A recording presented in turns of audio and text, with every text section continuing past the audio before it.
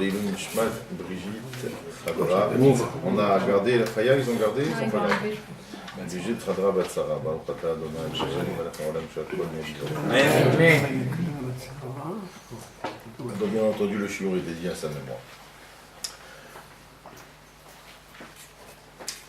Alors, on était au niveau de Eshet Chaim. La semaine dernière, on a fait 3 psukim, on s'est arrêté énormément sur le premier. Ta'ama kitov sachra lo yirbe balay nanera. La semaine dernière, on s'est allongé sur le fait de l'importance d'étudier la nuit. Cette femme vertueuse, cette femme vaillante. Ta'ama kitov sachra. Elle se suffit juste de goûter de ce qu'elle a fait à peine. Et en plus, derrière ça, c'est elle qui ramène énormément kitov sachra. En plus, elle a bien commercialisé. Lo yichbe balayla nera, et la nuit, sa lumière ne s'éteint pas. Et malgré cela, Shlomo HaMelech continue dans le passouk d'aujourd'hui. Yadea shilcha bakishor vechapea tamchufalech. J'explique tout de suite. Je suis pas très connaisseur en la matière. On parle dans ce verset de tissage.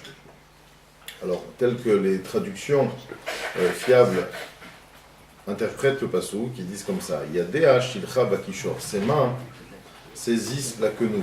La quenouille canérée, donc dans celui qui connaît un petit peu le métier de tisser le lin. Donc il faut tenir la quenouille pour pouvoir tisser. Et ses doigts, kapea shilcha bakishor, manient le fuseau. Le fuseau, je crois que c'est une boule en... C'est l'aiguille, le fuseau. Le fuseau, c'est l'aiguille. En fait, c'est dans la quenouille, j'ai vu, c'est dans la belle au bois dormant. Ah, d'accord. Il y a la roue, et le fuseau, c'est l'aiguille. D'accord. Et donc, malgré que cette femme, on parle donc de la Eshet Chaim, c'est la businesswoman par excellence. On a dit, Mimechak Tavilachma, elle va chercher son pain très loin, elle est infatigable, elle dort presque jamais. Bah, cela nous empêche pas de faire des tâches qu'on dirait aujourd'hui, des tâches féminines a priori, de tissage, de tricoter, de réparer les habits. Cette femme ne s'arrête pas. Et ça, on voit quand même à travers toutes ces phrases qu'on a vues que, en fait, cette femme, sa bracha, si on devait qualifier sa bracha, la bracha d'une Eshet Chaim, elle se trouve dans le temps. Voilà. Parce que quand on est capable, et en même temps, de faire des affaires à très grande échelle, d'avoir des projets, d'acheter une maison, d'acheter une vigne, d'acheter un champ, et de tisser, et de préparer à manger pour ses enfants, et pour les fêtes, et pour son mari, etc. C'est-à-dire qu'en fin de compte, pour pouvoir faire d'une seule vie, d'une seule existence, toutes ces choses-là, avec tellement d'entrain, tellement d'efficacité, on réalise qu'en fin de compte, la bracha, la véritable bracha, c'est d'avoir la bracha dans le temps. C'est ça le truc. C'est-à-dire que quand, par exemple, quelqu'un il va faire les courses, il peut y avoir 2 personnes qui ont acheté, ils ont acheté les mêmes choses, mais il y en a un, il est un peu torturé de l'esprit, et il a fait tous les marchands au marché pour être sûr de ne pas se faire arnaquer sur le prix des tomates. Alors celui-là, il a perdu énormément de temps, parce qu'en fin de compte, il a acheté la même chose que l'autre, et qui a mis 3 fois moins de temps pour faire ses courses. C'est-à-dire qu'avec la Eshet Chaim, on voit que la véritable force, c'est d'un rien, de faire de quelque chose de peu énormément. C'est ça la bracha. D'accord? C'est un peu même dans le mot bracha, ça commence par bet, resh. C'est-à-dire du 2, bet en valeur numérique c'est 2, et resh c'est 200. C'est-à-dire avec 2, elle fait 200. Vous comprenez? Alors, Sam, deux petites histoires à vous raconter sur ce sujet que j'ai entendu d'un rav en Israël, le rav Yitzhak Fenger. Il raconte là-bas qu'un jour, il y avait un type qui est passé à côté d'un paysan, et il a vu là-bas, aux abords de son jardin, il y avait un âne qui avait l'air robuste, une bonne tête l'âne il avait. Et il s'est dit, oulala, je ferai une bonne affaire si j'arrive à acheter cet âne. Alors il va voir le propriétaire, il lui dit, écoutez, est-ce que par hasard vous vendriez cet âne? Il dit, non, j'ai pas prévu. Il dit, mais moi je serais vraiment très intéressé à l'acheter, vous voulez me l'acheter combien? Je dis pas, $100. Pour le paysan, c'était énormément, $100 pour un âne. Nous, d'accord, il lui dit, il n'y a pas de problème, Mazal.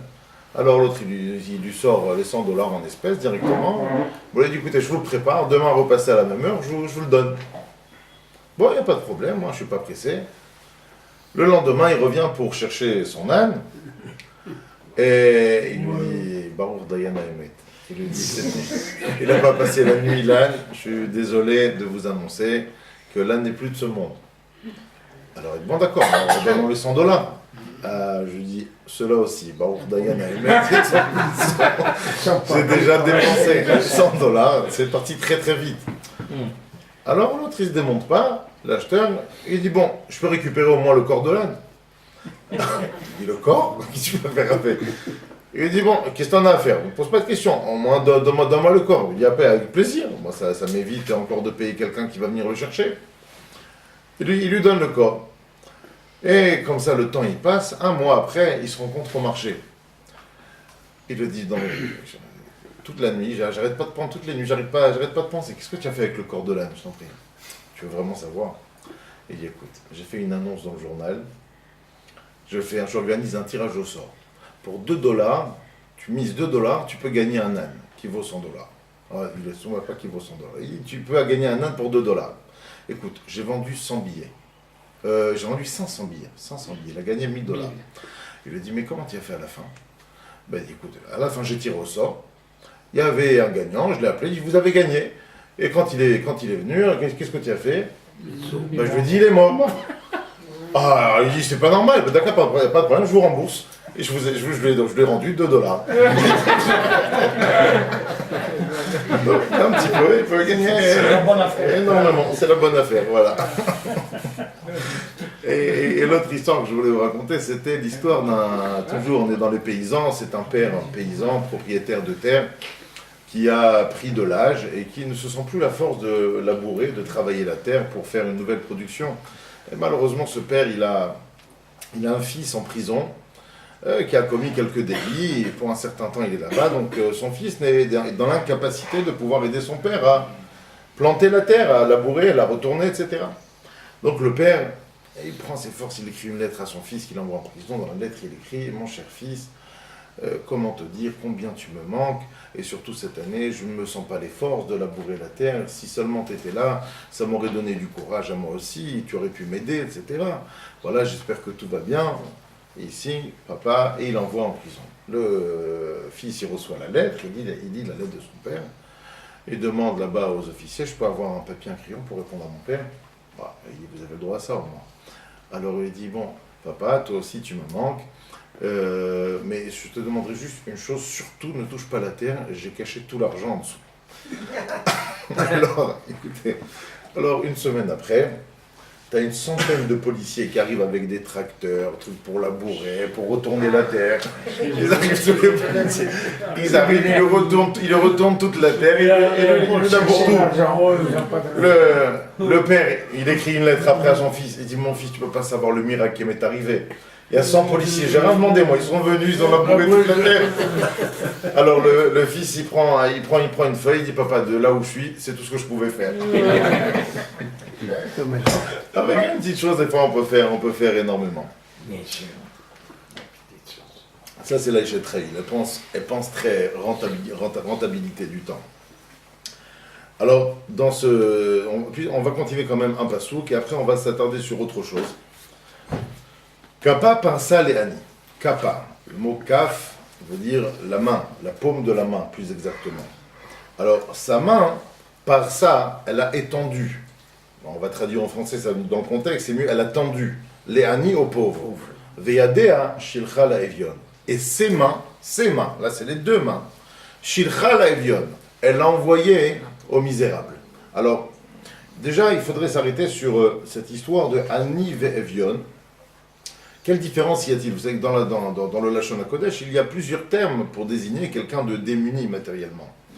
Et ici, donc, on a affaire à deux de ces termes. Il y en a encore d'autres. Il y a le dal, il y a le rash. Là, on a le ani et le evion. Le ani, qui c'est? Le ani, c'est quelqu'un qui, tout simplement, n'a pas de quoi manger, qui a vécu dans la misère, qui n'a jamais eu de chance et qui a besoin d'aide. Le evion, c'est quelqu'un qui, à un moment donné, dans sa carrière, il y avait tout ce qu'il fallait. Et malheureusement, il y a eu un retournement de situation qui a fait qu'aujourd'hui, il a tout perdu. Mais le problème, c'est que lui, il a connu la belle époque. Lui, il avait des vrais besoins, il avait un vrai train de vie. Et lui il s'appelle Evion.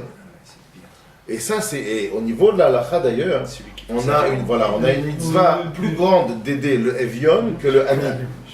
Parce que sa détresse, elle est beaucoup plus grande.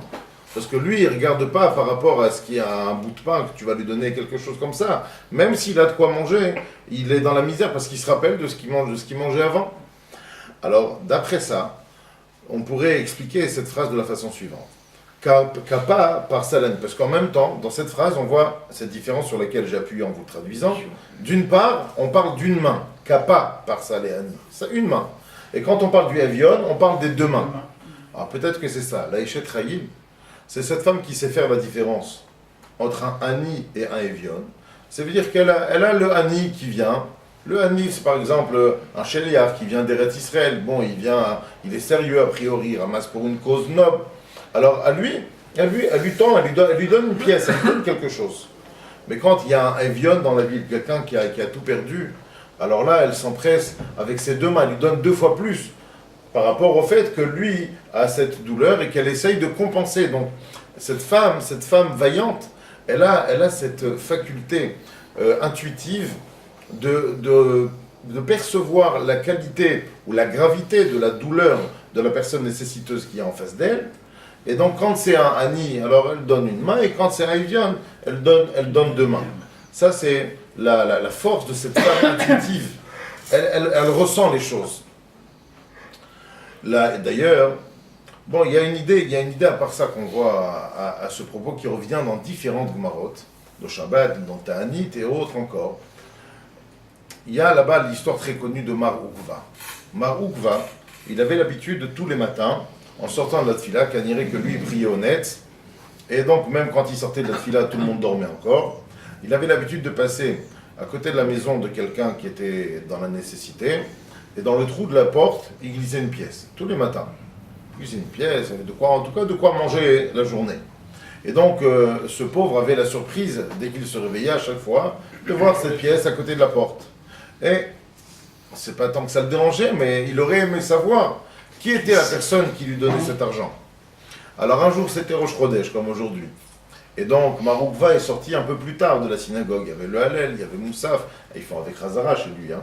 Et donc il est sorti plus tard, et quand il est arrivé à donner la pièce dans la maison, le pauvre il était déjà réveillé. Alors lorsque le pauvre il a entendu le bruit de la pièce tomber par terre, il s'est dit c'est l'occasion, il ne faut pas que je rate l'occasion. Et vite il se met à courir pour voir qui c'est qui lui donne. Et quand Maroukva il a entendu arriver vers la porte, il s'est mis à courir. Et il y a comme ça dans la ville une course-poursuite qui s'organise entre le pauvre et son donateur. Mais ça tournait dans le sens inverse des aiguilles d'une montre. D'accord ? C'était le pauvre qui courait derrière le donateur pour savoir qui c'était. Et donc Maroukva à un moment donné, donc il va chez lui, et à côté de sa maison là-bas, il y avait un four. Et bon, c'était des fours où toute la ville venait pour mettre leur marmite dedans, etc. Et normalement, bon, vous avez connu ça au Maroc, mais bon, des grands fours où une personne ne peut rentrer dedans. Et les gens cuisinaient principalement le soir, et donc les braises étaient encore pas mal chaudes, assez bouillantes, ou c'était en train de chauffer pour la journée. J'imagine, bon, que c'était pas quand même brûlant, mais c'était quand même assez chaud. Et lorsque Maroukva n'avait pas le choix, il est rentré vite chez lui, il a dit à sa femme, il est derrière, il va nous dévoiler, il va nous identifier. Alors il a pris sa femme avec lui, ils sont rentrés dans le four. Et donc lui, il est rentré, il était pieds nus. Et il a les pieds qui commencent à brûler. Et sa femme, elle était zen. Elle avait fait quelques années de fakirout mais en tout cas, en tout cas, tout allait bien. Alors, sa femme, elle lui a dit, mon cher mari, si c'est trop chaud, monte sur mes pieds, il n'y a pas de problème. Et effectivement, il est monté sur ses pieds, le temps que le pauvre, il ne sache plus où chercher, il est reparti, ils sont sortis de là-bas. Et quand ils sont sortis, alors comme un bon monsieur, il s'est senti un peu vexé de ce qui venait de se passer. Lui, ses pieds, il se brûle tout de suite, et sa femme, elle reste tranquille, et lui, il peut se défendre en montant sur les pieds de sa femme de la chaleur des braises. Alors il s'est un peu vexé comme ça, khalash daté, comme ça la Gemara le raconte. Alors sa femme lui dit, mon mari, ne te vexe pas, c'est pas parce que moi je suis plus grande que toi, ou toi t'es moins grand que moi. Il a dit, c'est tout simplement parce que quand toi tu donnes à un pauvre, tu lui donnes une pièce, Mais imagine le pauvre, il est au bord de la déshydratation. Sa pièce, et s'il la mange, il ne va pas se déshydrater. Il doit aller au magasin, ou il doit aller au puits, acheter de l'eau, etc. D'accord, pour pouvoir manger. Donc lui, il a encore quelque chose à faire. Il dit, moi les pauvres, ils viennent à la maison, ils toquent à la maison directement. Moi je leur sors une challah, je leur sors un morceau de poulet, une assiette de riz, et ils mangent directement. Donc chez moi, le pauvre, il bénéficie tout de suite. Donc c'est pour ça que mon mérite de la tzedaka, il est plus fort. Et il m'a protégé encore plus que toi. Mais on a à peu près la même histoire, en tout cas la même idée, dans Ta'anit à propos d'un homme qui se prénommait Abba Hilkiah. Bon, là-bas, vous connaissez l'histoire de Choni Améagel, j'imagine. Choni Améagel, c'était une famille, c'était des hommes, on l'appellerait dans le Talmud Monsieur Météo. C'est-à-dire, c'était pas comme Alain Gillot-Pétré, Zichrono Libracha, c'est les vieux qui connaissent. Mais lui, sa spécialité, c'était surtout, lorsqu'il y avait un manque de pluie en Israël, alors lui, il savait faire du chantage au bon Dieu, que même si on ne mérite pas, la pluie, elle descendait. Et c'est quelqu'un qui s'est passé dans les gènes. Son petit-fils, Abba Hilkiah, avait aussi cette capacité-là. Et un jour, les Chachamim se sont trouvés dans une situation économique difficile, et il y avait besoin de pluie, presque tout l'hiver était passé, la pluie n'était pas descendue. Qu'est-ce qu'ils font les rabbins? Ils envoient une délégation chez Abba Hilkiah. Ils arrivent chez lui à la maison, il dit, écoute, il faut que tu pries pour la pluie. Il dit, mais moi je suis rien, mais qui je suis? Il a joué la Hanava absolue, il a dit, écoute, c'est le grand rabbin qui nous envoie, et il nous a dit, on ne se pose même pas de questions, il a dit, il faut que tu montes, il faut que tu pries sur la pluie. Tu vois pas, quelques minutes plus tard, Abba Hilkiah, avec sa femme, il monte sur la terrasse de la maison, sa femme elle se met d'un côté, lui se met d'un côté, et vas-y, Shirama à l'autre, et chacun il commence à prier, Akadosh Baruch Hu ramène la pluie. Effectivement, au bout de quelques minutes, des nuages surgissent de nulle part et arrivent du côté de sa femme. Alors, les rabbins, quand ils le regardaient, ils disent, le grand rabbin, il nous avait dit de te voir toi, on aurait dû aller voir ta femme directement, parce qu'a priori, c'est par le mérite de ta femme que c'est descendu. Alors, elle a répondu la même chose, elle a dit, mais c'est normal, parce que ma femme, elle donne de la nourriture aux pauvres. Moi, je leur donne de l'argent, donc son mérite, elle est beaucoup plus grand. Donc, c'est ce qu'on dit ici aussi. Kappa par ça, l'ani veyade ashilcha la evia.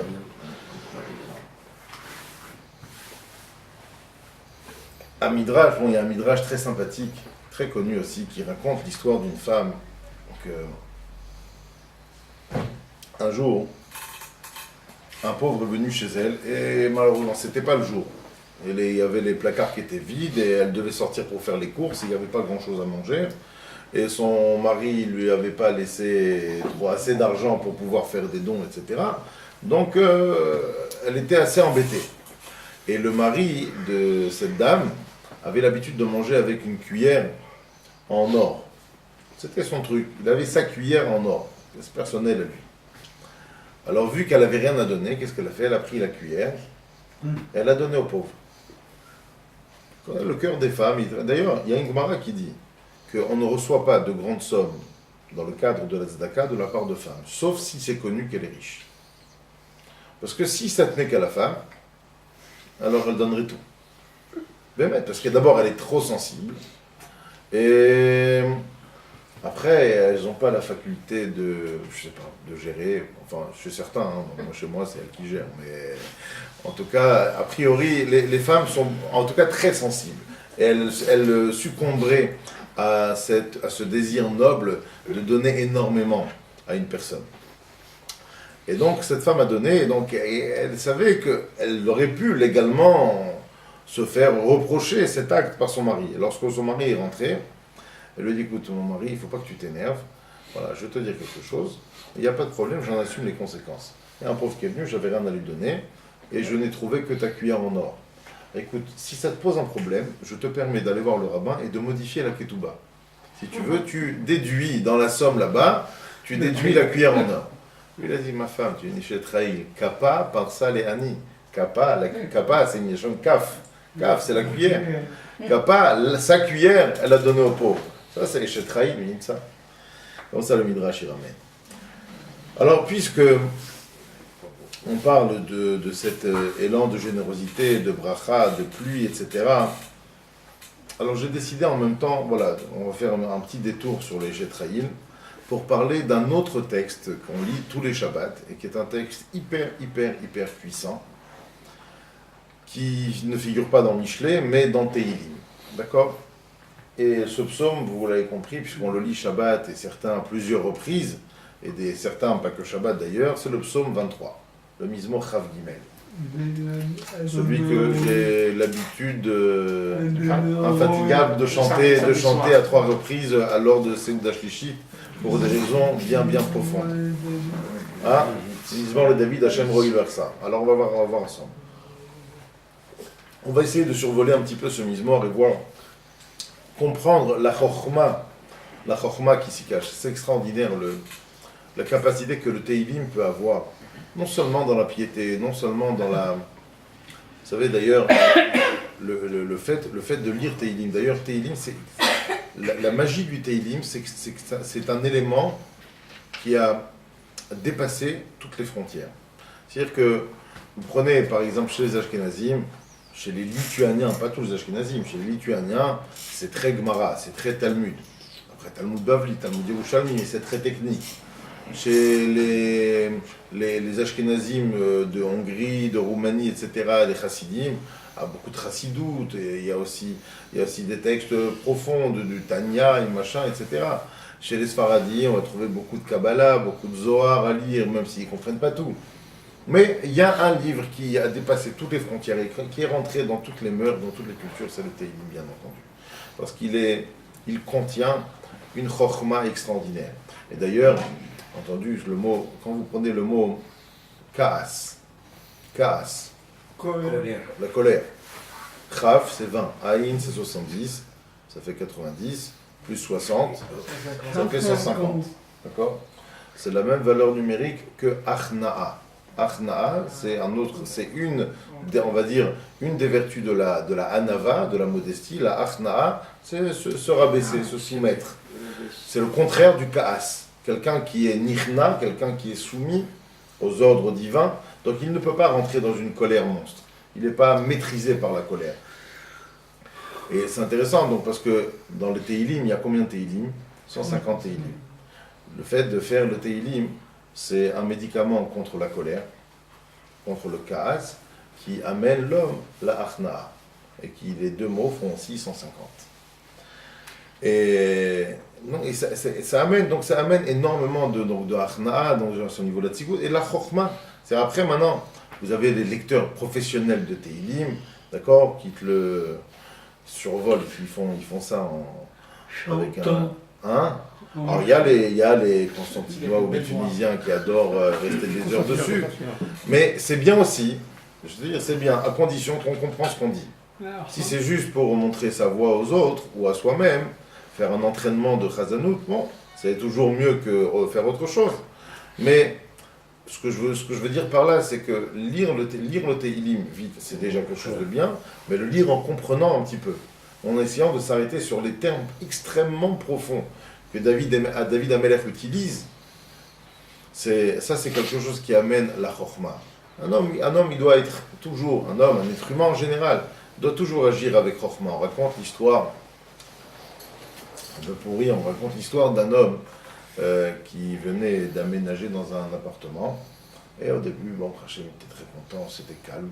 Et à un moment donné, il y a tous les gamins du quartier qui venaient jouer en bas de sa porte. Ils venaient jouer au foot, et ça hurlait, ça criait de partout.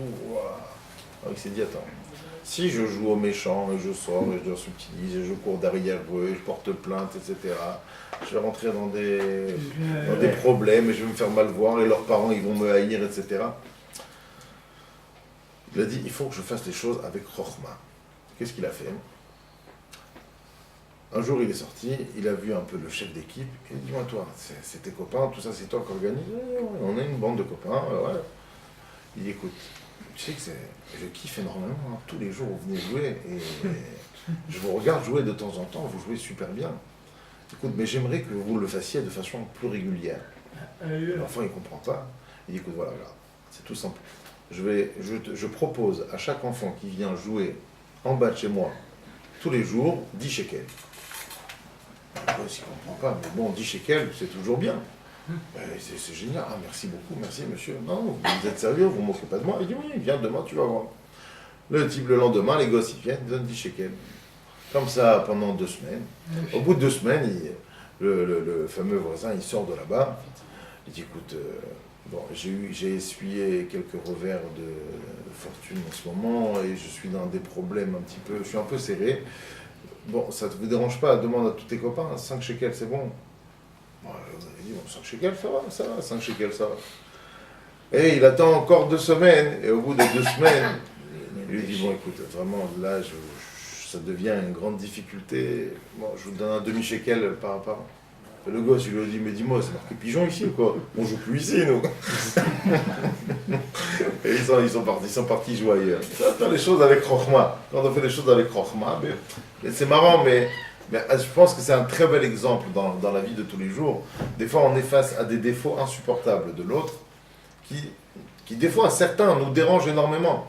Et ben, la manière la plus efficace, on va dire, d'aider l'autre et d'en profiter soi-même, c'est de prendre sur soi un certain temps, mais avec une stratégie derrière qui amènera effectivement à mon confort absolu de la situation. Et si je tiens absolument à me débarrasser du problème de façon un peu brute, en disant les choses telles que j'ai envie de les dire et telles que je les ressens, ça c'est le meilleur moyen de faire perdurer les problèmes ou de les faire durer d'une autre manière, mais aussi invivable que la première. Alors, dans ce Mizmor-là, déjà, avant d'entamer les mots du Mizmor, on a des écrits dessus exceptionnels. Il y a un livre qui s'appelle Rav Chesed Alafim. Le Rav Chesed Alafim, c'est un livre qui a été écrit par le Rav Eliezer Papo. J'imagine que vous connaissez un autre de son ouvrage, c'est le Pede Yoetz, le Conseil prodigieux. Un livre qui a été traduit en français, il y a plusieurs traductions. Il y en a qui ne sont pas très sérieuses d'ailleurs. Il faut se méfier de la traduction de ce livre. Et dans le Rav Chesed Alafim, ainsi d'ailleurs le Rabbi Chaim Falaji, qui est un posek sfarad venu de Turquie, qui est une source, une référentielle d'Alaha dans énormément de domaines. Le Ben Ishraï, que je n'ai pas besoin de vous présenter. Le Chida, Rabbi Chaim Yosef David Azoulay. Tous ces chachamim ont écrit presque de la même manière, à peu près la même phrase, qui consiste à dire il est bon de lire ce Mizmor, le Mizmor Chav Gimel, Hashem Ro'i Lo Echsav, avant chaque repas qu'un être humain s'apprête à prendre. Pas seulement Shabbat. Il dit avant chaque repas. Et il dit quelqu'un qui prendra cette habitude, ce réflexe, de lire le psaume 23 avant chaque repas qu'il va prendre, il dit c'est une ségoula exceptionnelle pour avoir une parnassa beshefa, pour avoir une parnassa abondante. C'est 23. Mizmor les David, Hashem Roïler, ça, de vendredi soir. 23 même. 2, 3, 5. Exactement. Elle est contente.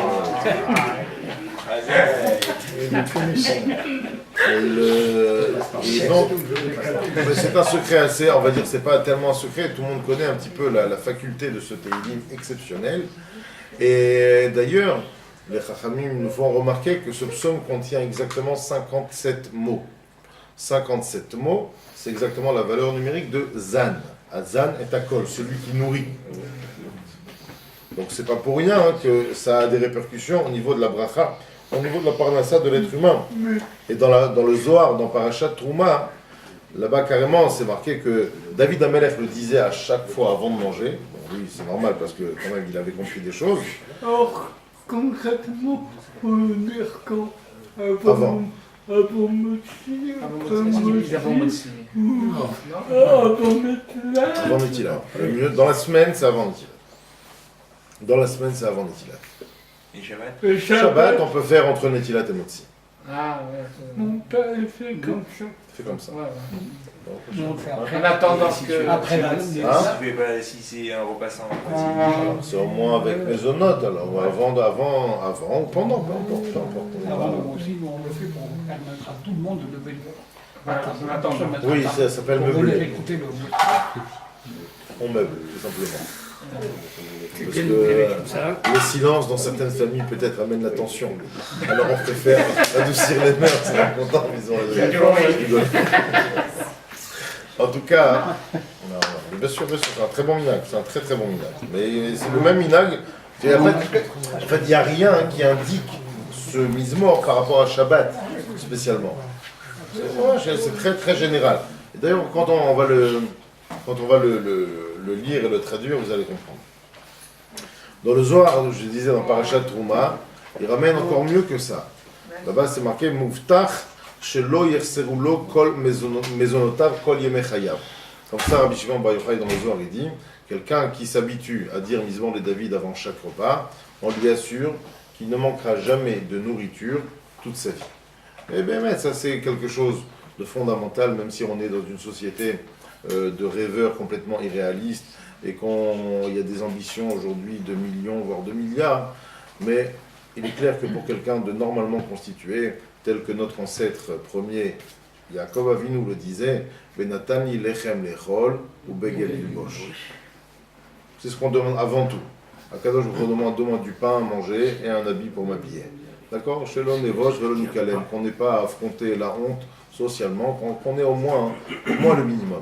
Et ça, le Zohar s'engage explicitement en disant, on lui assure, Muftachlo, shelo yerserulo mezenotav kol yemei chayav. Donc je pense que ça vaut largement le détour. Et à part ça, c'est marqué comme ça que le Zohar continue dans Parashat Teruma dans des explications beaucoup plus élevées. Je voulais dire quand même parce qu'elles sont intéressantes. On promet à cette personne qui a un réflexe, qui a ce réflexe de Mizmor les David dans la bouche, le 23, après 120 ans, lorsque sa Neshama va monter, et qu'il y aura obligatoirement à un certain moment toutes sortes de mékatrigim, toutes sortes d'anges accablants, accusateurs, qui viendront pour essayer de lui faire payer des choses qu'il aurait fait. Et bien, ce Mizmor a la particularité de le protéger et d'avoir le mérite, on va expliquer après dans les mots comment ça rentre, c'est magnifique, mais il aura un mérite d'avoir un ange protecteur avec lui qui le débarrassera, qui chassera tous les anges néfastes, négatifs et agressifs vis-à-vis de lui. Et d'ailleurs, c'est très intéressant, c'est la raison pour laquelle les Sfaradim, d'ailleurs, lisent ce psaume-là pendant la tfila de vendredi soir, à Shabbat. On a l'habitude avant l'Aïn Shaber de dire Mizmor les David, les Ashkenazim ne le font pas. Et nous, justement, on est plus Zohar, c'est de là qu'on le tire, parce que, vous savez que le Geinom, il fonctionne 24 heures sur 24, mais pendant 6 jours seulement. Shabbat. Alors, c'est marqué là-bas, au moment où on dit Mizmor les David, alors il y a une annonce dans le ciel qui est faite qui dit Shabbat Mekudash. Et on arrête, on descend tous les plombs du Geinom et tout le monde est apaisé. Shabbat, il n'y a pas de Geinom. Et c'est intéressant, chez les Marocains spécialement, il y a ce terme qui a été repris avant de commencer le Kiddush.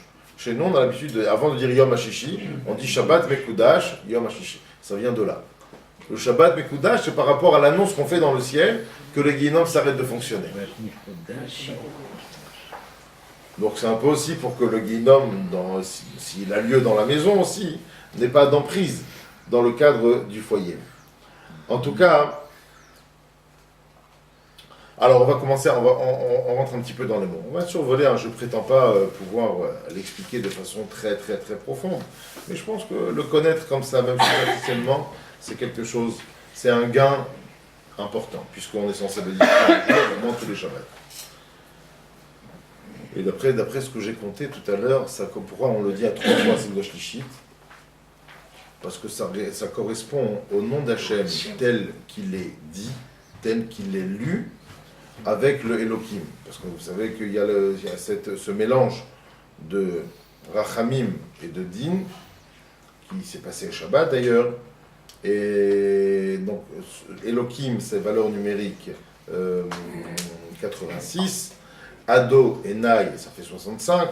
Et l'autre, Yudke Vavke, ça fait 26.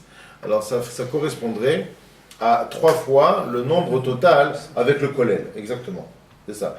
Avec ça, le Mizmor, 3 fois, ça fait 171. Avec le Kollel, c'est 172. Le Kollel, c'est une astuce dans les Gématriotes qui correspond à ces 3 noms que je viens de dire. Ado et Na, Yud Ke Vav Ke et Elokim. Ça fait 172 exactement. C'est pour ça qu'on a l'habitude de le dire à Seuda Shlishit, de façon à ce que, voilà, au moment où ça va se rétablir, alors parce que là, toutes les forces du Gehinnom reprennent de plus belle, alors nous, on se protège. Quand on fait ce mise-mort 3 fois, qu'on le chante 3 fois, c'est pas juste pour mettre de l'ambiance, c'est surtout pour se protéger des nouvelles ressources et puissances que le Gehinnom a en ce moment, là où il s'apprête à réouvrir ses portes. Et donc le Mizmor dit comme ça, Mizmor le David. Donc déjà, il y a lieu d'expliquer ce que le Zohar amène dans différents endroits. Le Zohar pose la question là-bas, c'est quoi la différence quand David Amelech, il dit Mizmor le David, et il dit les David Mizmor. D'ailleurs, c'est intéressant de trouver cette différence entre le psaume 23 et le psaume 24. Parce que dans le 24, les David Mizmor, le fameux Mizmor de la Parnassa, les David Mizmor, l'Hachem Aretzum Loa. Mais il y en a d'autres encore comme ça, les David Mizmor. Et il y a d'autres aussi, c'est Mizmor le David. Quand est-ce que David Amelech il fait Mizmor le David? Quand est-ce qu'il fait les David Mizmor? Alors le Zohar il répond en disant tout dépend. Est-ce que l'intensité de la prière de David lui avait permis de se connecter à la Shrina et donc d'être inspiré par une sorte de souffle divin pour pouvoir composer son Teilim? Ça c'était quand il faisait les David Mizmor. Les David Mizmor, c'était sa force, l'énergie qu'il avait investie, les sacrifices qu'il avait fait, faisait en sorte que la Shrina ne pouvait pas, on va dire, se retenir que d'accéder à son inspiration, et automatiquement, il disait des choses avec Ruach HaKodesh, telles que les David Mizmor. Les David Mizmor. Mais Mizmor, les David, c'est exceptionnel. Ça, c'est des moments où la Shrina, où la présence divine, avait besoin d'entendre des chants de David. Et donc, vous savez, des fois, on peut être inspiré sans rien faire. C'est-à-dire quelqu'un, par exemple, voilà, je sais pas, à Rosh Hashanah ou à Kippour, il est là, il reste debout, il est concentré. Alors, tous ces efforts vont amener à ce qu'à l'année, il va pouvoir avoir un soupçon d'extrême ferveur et d'intensité dans cette fille-là. Parce qu'il s'est donné toute la journée. Alors, c'est normal qu'à la fin, il ressent quelque chose. Mais des fois, tu n'as rien fait. Tu as même glandé toute la journée, tu t'es baladé, tu as aidé un petit peu ici et là. Tu arrives vendredi soir, tu as mis ton costume, ta cravate, tu arrives à la synagogue et tout d'un coup tu te retrouves avec une kavana exceptionnelle. Parce que Shabbat, la Gdusha de Shabbat envahit la personne, si la personne bien sûr est dans l'esprit de Shabbat. Donc des fois on n'a pas besoin de faire des choses. Et ça c'est Mizmor les David. Alors le mot Mizmor qui fait référence au chant, c'est pas tellement dans le chant dans le sens mélodieux du terme. Le mot Mizmor, il fait référence à la capacité que David Amelech avait, à travers ses textes, de nous couper les amers, vous savez ce que ça veut dire les amers? Vecharmecha lotismor. Il y a un intergit, voilà, quand on a fini la vendange, la vigne, il y avait des choses qu'on avait laissées sur les pieds de vigne, il fallait les laisser pour les pauvres, il ne fallait pas les couper. Lotismor, c'est détacher, c'est couper. C'est quoi? Couper de quoi? En fait, l'homme, naturellement, a tendance à avoir toutes sortes de pensées qui vont l'amener à être égaré. Dans le cadre de la tfila, il est un peu perdu ici et là. Et donc si l'homme, voilà, comme ça en 2 minutes, il arrive de but en blanc, il fait, sans faire l'ectorette, ou sans faire le psouké des Imra le matin, il fait sa amida, comment tu veux qu'il pense au bon Dieu? Comment tu veux que de ces petites affaires honnêtes, ou juste pas malhonnêtes, ou ces petites... tout simplement ces petits contentieux, ces petites choses personnelles. 2 minutes après, il se retrouve devant le maître de l'univers et il a complètement conscience qu'il est en train de parler avec le maître de l'univers. C'est impossible. Donc, David Amelech nous a donné ce cadeau, ça s'appelle les Mizmorim. Pourquoi les Mizmorim? Psuké des Imra, on dit le matin. Ce sont des versets qui nous séparent. La Rit et Achochim va Mekatrigim, qui viennent nous détacher, qui viennent nous couper de l'influence que les mauvais anges, que les mauvaises pensées pourraient avoir sur l'être humain, en l'empêchant d'être sincère dans cette fille-là. C'est ça le pshat de Mizmor. Alors Mizmor les David. Hachem Ro'i Lo Ersa. Alors David Amelech nous donne déjà une leçon exceptionnelle à travers ces quelques mots du début. En disant que, d'ailleurs c'est une question que le Midrash Tanchuma sur ce Teilim il pose. Il dit c'est bizarre. En umanut bezuya keroe. Il n'y a pas un travail, il n'y a pas une profession aussi humiliante, aussi basse que le berger. Le berger, il n'a pas besoin de faire d'études. C'est pas poussé, il ne faut pas avoir un très grand niveau pour être berger. Il dit, pourquoi David Amelech, il appelle ici Hachem Ro'i. Hachem, c'est mon berger. Et il y a d'autres façons. David Amelech, pourtant, les mots ne lui manquent pas. Il a un vocabulaire très châtié. Gadol Hachem, ou Moulal Meod, V'ligdulato en Cheker. Dans Ashrei Yoshve Betecha, là-bas, il y a plein de termes qui signifient la grandeur, l'immensité, l'infinie dimension d'Hachem. Mais pourquoi ici il parle mon berger? Alors le Midrash répond en disant, David Amelech, c'est lui aussi qui a écrit, Mizekenimet Bonan. J'ai appris des anciens. Et les anciens, qui c'est? Yaakov Avinu. Yaakov Avinu. Yaakov Avinu, il a dit, avant Moshe, Yaakov, il a dit, quand il prie à Hachem dans la paracha de Vaishlach avant de rencontrer Esav, il demande à Kadosh Baruch Hu dans la tefila que je vous ai citée, donne-moi du pain à manger, un habit pour m'habiller. Et il dit là-bas aussi, il dit Aroe oti meodi adayom azeh. Toi, Kadosh Baruch Hu, donne-moi de quoi subvenir à mes besoins, celui qui a été mon berger depuis que j'existe jusqu'aujourd'hui. Aroe oti meodi adayom azeh. Donc, David Amelech, il a appris de Yaakov Avinu. Mais qu'est-ce que Yaakov Avinu voulait dire en appelant à Kadosh Baruch Hu un berger? Et d'ailleurs, on voit que cette notion de berger revient sans cesse à travers Yaakov. Yitzhak l'a été aussi, Abraham l'a été. On a vu aussi Moshe Rabbeinu, bien entendu, on ne peut pas le rater. David Amelech, avant d'accéder à la royauté, était berger. Mapitom, il appelle à Kadosh Baruch Hu le berger. Alors, a priori, moi je comprends comme ça, je crois le Sforno, le Even Ezra explique aussi, mais a priori tous les commentateurs se rejoignent pour dire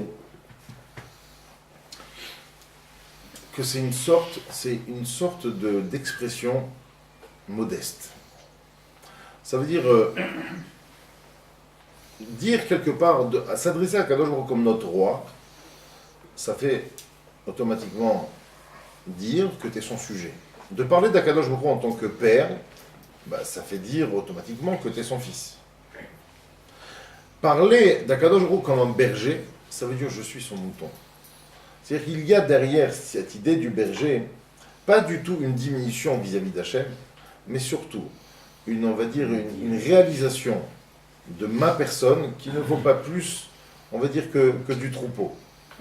Et ce troupeau-là, ça c'est extraordinaire. C'est-à-dire qu'à la rigueur, quand je suis un sujet, quand je suis un fils, alors automatiquement, il y a des niveaux de rapport.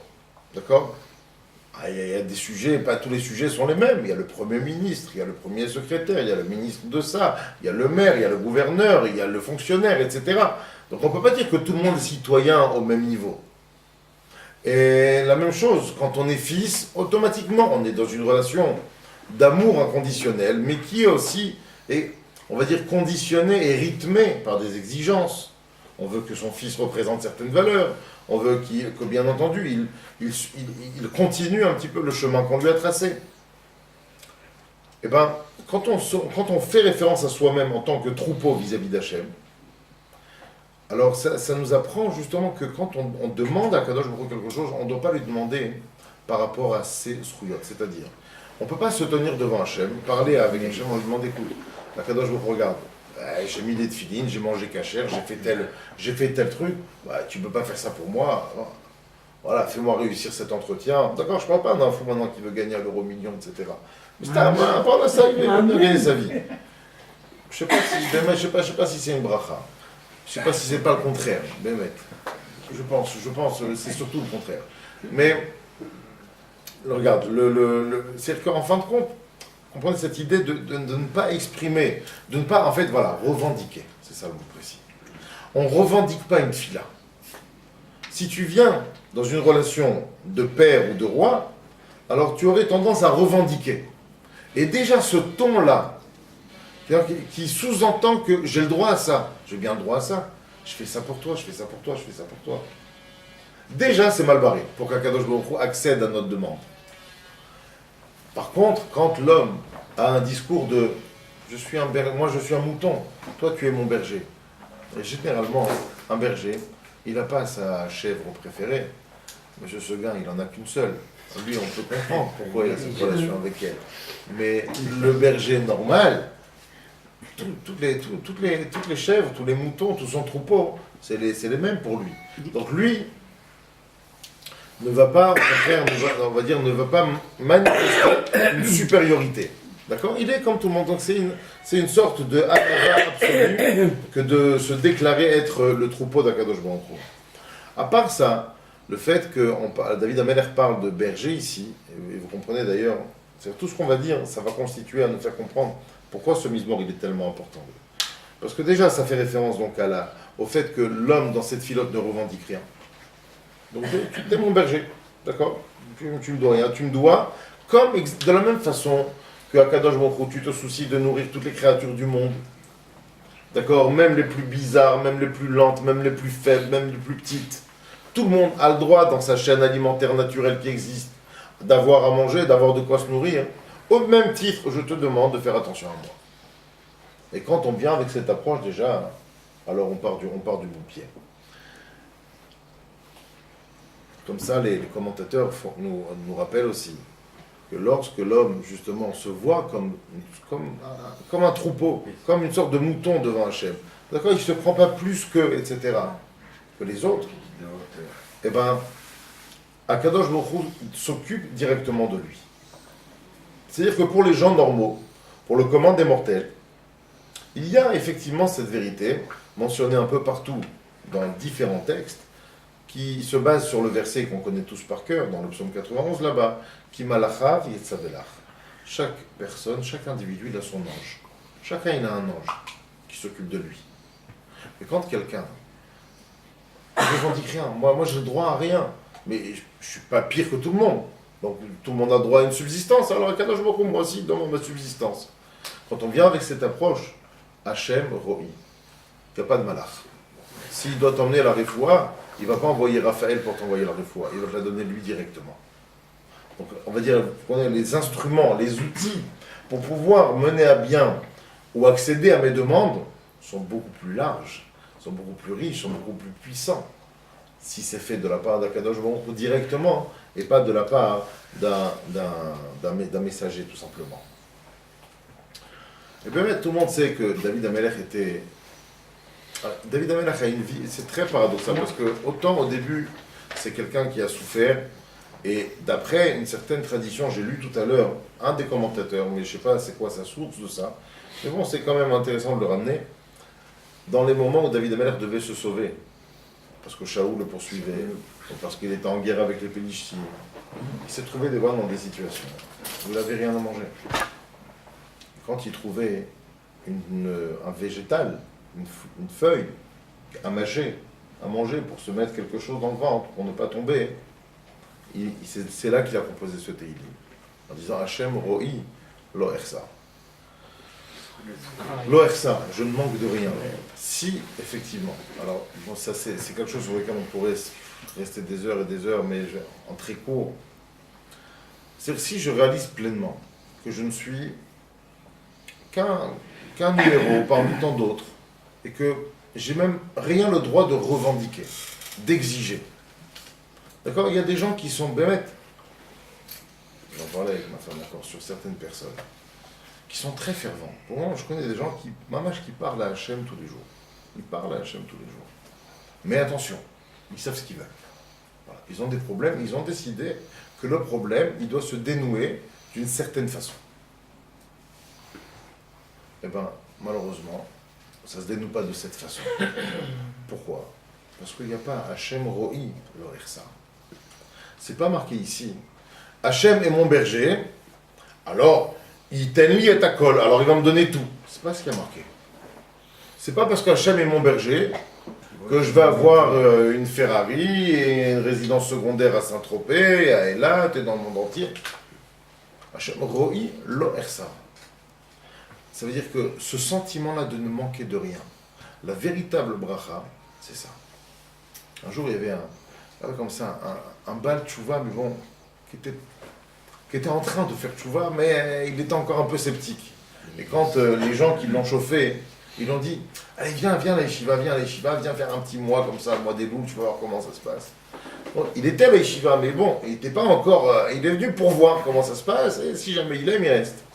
Et quand il est arrivé les premiers jours, donc ils sont là, dans le réfectoire, en train de manger, bon, il fait connaissance, il trouve des mecs sympas, etc. Il discute avec un, il dit, non mais, dis-moi, quand est-ce que vous appelez votre copine il y a des filles qui viennent à un moment donné, ou comment ça se passe? Il y a la musique quand, et bon, il y a une séance cinéma dans le mois quand même, bon, je rodais, je sais pas. Et toute sa vie, voilà, bon, il dit, je veux bien étudier la Torah, d'accord, mais bon, j'ai quand même des plaisirs dans ma vie auxquels j'ai pas envie de renoncer. Et là, il y a eu une réponse qui était tellement vraie. À la place d'être belle, elle est vraie, cette réponse. D'un bachour intègre, qui était là-bas, il dit, écoute, tu veux que je te dise la vérité? On manque de rien. On manque de rien. C'est pas toutes les choses que tu parles. Chez nous, c'est... Je sais pas, on sait même pas se dire, ah tiens, on n'a pas ça. Ah, on devrait organiser une petite fête, inviter des copains. Non, ça n'existe même pas. On est tellement rempli. Et ça, c'est effectivement, ça dépend du niveau de combien je considère Hachem, mon berger. Combien je le considère, lui, responsable de toute ma situation, et combien je le considère, lui, la façon de pouvoir dénouer tous mes problèmes sans aucune exception.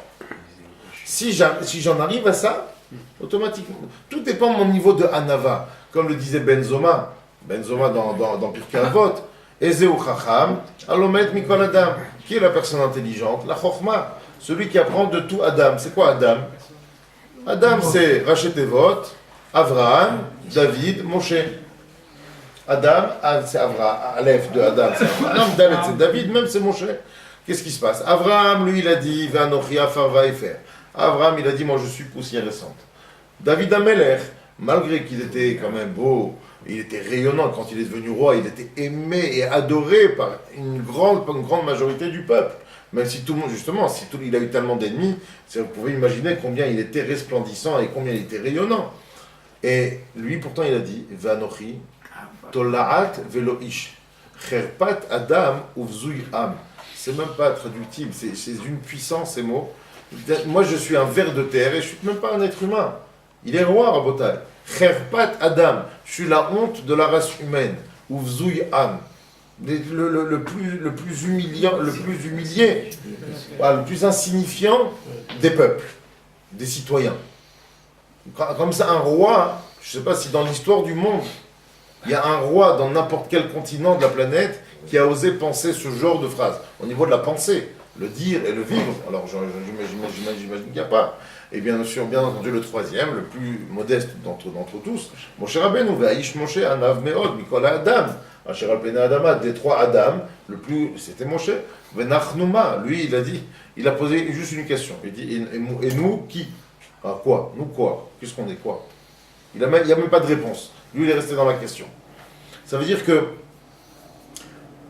la capacité, c'est ce sentiment exceptionnel d'avoir le sentiment qu'il ne te manque rien. Parce que tout simplement, tu as tout dans ta relation avec Hachem. Elle dépend de ton niveau de modestie. Elle dépend de ton niveau de Hanava. Et ça ce pasouk-là, il est exceptionnel. Hachem ro'i lo echsa. Bon, même si c'est pas tellement une référence thoraïque, on raconte, connu sur, comment s'appelle, c'est une actrice qui s'est mariée 8 fois à peu près. Elisabeth Taylor. Elisabeth Taylor. On va pas faire un cavode, mais bon, elle d'ailleurs, son premier mari, on dit qu'elle était juive. On dit qu'elle était juive. Hein? 3 fois, pas 8 fois. 8 fois. 8 fois. 7 divorces. Et écoutez bien, son premier mari était juif. Et il paraît qu'elle s'est convertie.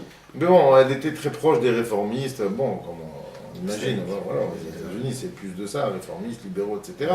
Mais en tout cas, à son honneur, on peut quand même dire, à l'époque où il y a eu la prise d'otage d'Antébé, elle avait fait officiellement, elle avait fait une annonce, je ne sais pas combien ça vaut, mais elle avait dit, voilà, moi je propose aux terroristes, moi je me donne en tant qu'otage, et vous libérez tous les autres. Voilà, prenez-moi en tant qu'otage, après vous demandez combien vous voulez, et vous libérez tous les autres. Bon, même si je ne sais pas combien c'était possible de faire ça, mais en tout cas, bon, c'est balèze. Et pourquoi je voulais la citer par rapport à ça, parce que justement, à un moment donné de sa carrière, elle avait été cambriolée. Cambriolée. Bon, vous imaginez qu'il y avait des diamants, des bijoux d'une rareté et d'un prix tout simplement énormissime, vertigineux. Et donc quand elle s'est fait interroger après par les journalistes, elle a dit, on lui a demandé, vous avez pleuré, vous avez beaucoup de peine qu'on vous vole toute cette heure, même si elle est assurée, mais bon, il y a des valeurs personnelles. Elle a répondu une phrase qui est très très très belle. Elle a dit, je ne pleure jamais sur quelque chose qui ne pleurera pas sur moi. C'est ça, exceptionnel. Il y a des fois une chorma. D'accord? Ça vaut le coup. Hachem ro'i lo echsa. C'est-à-dire que même s'il y a des gens qui peuvent se permettre de dire ce genre de phrase, parce que quand même, bon, j'imagine qu'à côté ça va. Elle ne manquait pas, elle n'était ni Annie ni Evionne. Mais en tout cas, il y a cette dimension de savoir, voilà, de savoir qu'est-ce qui est véritablement important dans la vie. Vous connaissez cette image que les Chachamim donnent. Il dit, l'homme donne une importance, en fait, il y a trois grands domaines, il y a trois grandes disciplines dans la vie. Il y a bien entendu les études, le travail, la carrière, la réussite, l'argent, etc. Tout ça, c'est une seule et même famille. Après, bien entendu, en deuxième position, on retrouve, alors ça dépend, les foyers, mais on retrouve quand même la famille, les amis, les relations. Et en troisième position, on retrouve les bonnes actions, les valeurs, la morale, etc. Ce qui est intéressant, c'est qu'en fin de vie, quand l'homme doit quitter ce monde, il retrouve ces trois disciplines, mais dans le sens à l'envers. Ça veut dire que sa première discipline, sa discipline favorite, directement à la maison, elle le quitte tout de suite. Elle dit, ça y est, il n'y a plus rien. Il n'est plus détenteur de son compte en banque, ni de quoi que ce soit. Il n'est plus propriétaire de quoi que ce soit. Sa famille, qui faisait passer en deuxième plan, elle dit, non, on veut bien t'accompagner, si tu veux, jusqu'à là-bas. D'accord? Jusqu'à ton appartement fixe. Et le troisième, celui qu'on mettait en troisième niveau, alors lui, il t'accompagne beaucoup plus loin, et il essaye effectivement de faire tout ce qu'il peut pour te faire bénéficier de tout le bien qu'Akadosh Baruch Hu nous a promis. Alors, on va en avoir. Hachem ro'i lo echsa. Bien qu'il y a beaucoup de choses à dire sur ce lo echsa, mais bon, voilà, c'est juste si un homme, c'est le rabbi qui disait, le rabbi Lubavitch, que je vénère énormément. Il a, dans un de ses textes, il y a le Hayom Yom, tous les jours il y a une étude de rabbi, le rabbi a organisé plein de choses par rapport à ça. Et celui d'aujourd'hui, justement, c'était le fait de dire Ma'ala begashmiyut yerida beruchaniut. Voilà. Une promotion dans la matérialité, c'est une dégression dans la spiritualité. C'est-à-dire que quand, effectivement, l'homme ressent une joie, c'est pas que Chaz Shalom, quelqu'un il a gagné, c'est quand quelqu'un ressent du plaisir, avoir une promotion dans la matière, dans le matériel, dans son physique, ça a obligatoirement un impact par rapport à son âme, et son âme descend. Et donc, ça veut dire qu'on va dire, voilà, l'évolution matérielle implique une régression dans le spirituel. Enfin, même si on n'est pas tous David, avec ce que tu as dit tout à l'heure, pour ce qu'il a dit dans David, c'est le roi, et pourtant il a dit je suis ainsi. Complètement, mais voilà, parce que lui avait cette capacité de ne pas se prendre au jeu. Mais le problème, c'est que quand quelqu'un, il vit une évolution dans la matière, c'était son but, c'est à ça qu'il voulait arriver. C'est-à-dire qu'il donne de l'importance à ça. Le rabbi le premier, comment il pouvait se permettre de distribuer tant de dollars tous les jours à n'importe quelle occasion, et des fois même plusieurs à une seule personne. Donc c'est qu'il y avait derrière, il y avait un patrimoine, il y avait quelque chose de financier derrière, bien entendu. Mais combien ça le touchait à lui, combien c'était important pour lui ça. Ouais. Tu comprends? C'est ça. Ma'ala begashmiyut yerida beruchaniut. Et donc, quand on comprend ça, donc dans ce même état d'esprit, il disait à la fin, ce qui est, donc ça veut dire quoi? Une des implications de cette phrase aussi, bon là on sera beaucoup plus facilement d'accord, c'est dans le... Il dit, il y a des qualités dans la matérialité qui, dans la spiritualité, sont des défauts. Par exemple, il dit quelqu'un d'ambitieux. S'il est ambitieux dans la matérialité, tu verras rarement qu'il sera ambitieux dans la spiritualité. Par contre, le contraire. S'il est ambitieux dans la spiritualité, tu verras que la matérialité, ça va derrière. La même chose. S'il est samer, il a la midda de la suffisance. Samer bechelko. Alors, dans la matérialité, c'est une super qualité de se suffire de ce qu'on a. Mais dans la spiritualité, c'est un vilain défaut. C'est la suffisance. La suffisance. Ah, bah, je fais Shabbat, qu'est-ce que tu veux de plus? Minimaliste. Voilà, ça c'est pas bon, c'est mortel. D'accord? Donc c'est ça. Ma'ala begishmiyut, irida be'uchaniut. Et c'est ce qu'on dit ici. Quand on parle, quand David Ameler parle du matériel, il faut savoir, le but, c'est lo ersa. Il y avait un écrivain Goy, je ne me rappelle plus de son nom, qui disait, avant de vouloir quelque chose, je vais m'intéresser au bonheur que cela procure aux gens qui la détiennent. D'accord? C'est-à-dire, je sais pas, imaginons, si la personne, tout d'un coup, elle a envie d'une Ferrari. Alors je vais essayer de faire connaissance avec quelqu'un qui a une Ferrari pour voir qu'est-ce qu'il ressent. Et généralement, tu ne vois pas dans les yeux de l'autre ce que toi tu projettes d'avoir comme sentiment, si jamais tu l'as. Donc il faut regarder la vie surtout pas en tant que ce que j'ai. Et le problème c'est ça, que quand on regarde la vie en tant que je veux, on a tendance à dévaloriser tout ce qu'on a. Je sais pas que... Enfin, c'est quelque chose qu'on voit par exemple dans la scène suivante chez les femmes. Une femme qui demande à s'acheter un nouveau bijou par exemple. D'accord? Bon, c'est bien sûr, c'est son droit et c'est surtout les devoirs de son mari que de la gâter. Mais imaginons que le mari a le malheur de lui répondre, mais t'en as déjà plein. Qu'est-ce qu'elle va dire? Bon, on pourrait dire la même chose avec un enfant et des bonbons, hein, mais bon, c'est sûr que c'est moins intéressant. Alors qu'est-ce qu'elle va dire la femme? Non, mais bon, mais tout ce que j'ai, bon, mais je regarde plus, je sais même pas, il faut que je me débarrasse, il faut que je fasse le ménage, il faut que je le vende. Tout d'un coup, c'est quand on est toujours dans le je veux plus, ce qu'on a ne vaut pas grand-chose. On a tendance à le dévaloriser, à le diminuer complètement. Et c'est ça, donc en fait, le meilleur moyen de sortir de ce cercle vicieux, c'est l'ohersa. L'ohersa. Voilà, mon but dans la vie, c'est d'avoir le sentiment de manquer de rien. Attention, c'est un sentiment. Parce que, après, les gens vont dire, ouais, moi, il faut que je manque de rien. Voilà. Tant que j'ai mes 7000 € qui tombent tous les mois, je manque de rien. Bon, au Hachem. Mais manquer de rien, c'est vraiment manquer de rien. Pour ça, je dis que c'est surtout le sentiment. Binot déchet, yarbitzeni abemenuchot yenaaleni, on va aller vite. Binot déchet, le mot neot, ça vient du mot nae. Nae qui veut dire beau, joli. Binot déchet, dans la belle verdure, yarbitzeni, puisque David Ameler se considère comme le troupeau d'Hachem. Donc le troupeau, il est rovetz. Quand il va paître, il s'accroupit par terre et il commence à mâchouiller de l'herbe là-bas. Binot déchet, yarbitzeni. C'est fais attention à moi, et ça on l'apprend de David Ameler, la façon. David Ameler c'était un pro, c'était un berger, c'est un professionnel. Il savait très bien, par exemple, les petits animaux tout jeunes, il les faisait sortir d'abord. Pourquoi? Parce que on va dire l'extrémité de l'herbe était beaucoup plus tendre. Et eux, ils n'avaient pas beaucoup de dents et beaucoup de force dans la mâchoire, donc ils pouvaient manger plus facilement. Et au fur et à mesure, il amenait les grands, qui eux avaient plus de force.